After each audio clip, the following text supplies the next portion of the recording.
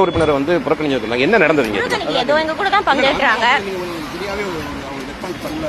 இல்லையே, சட்டமன்ற உறுப்பினர் முறையில் அவங்களை வந்து டிபார்ட்மெண்ட் சார்பாக அழைத்தோம். சட்டமன்ற உறுப்பினரும் எங்க கூட தான் ரிப்பன் கட் பண்ணாங்க.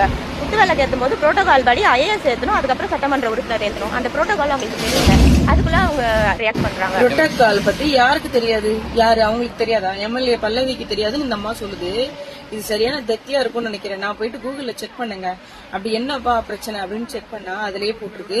ஃபர்ஸ்ட் எம்எல்ஏ, அடுத்துதான் மேயர். குத்துவிளக்கு ஏத்துறது வந்து புரோட்டோகால் படி ஃபர்ஸ்ட் எம்எல்ஏ, அதாவது எம்எல்ஏனா பல்லவி மேடம் ஃபர்ஸ்ட் ஏத்திட்டு அப்புறம் தான் நீயே ஏத்திருக்கணும்.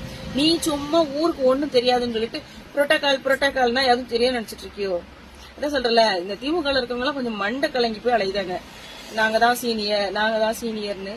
எனக்கு இந்த பைத்தியம் எப்ப தெளியும் தெரியல.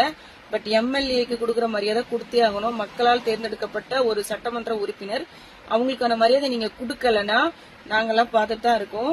அடுத்த எலெக்ஷனுக்கு எங்ககிட்ட தான் வரணும். அதனால கவனமா இருங்க. சோ ஸ்டாலின்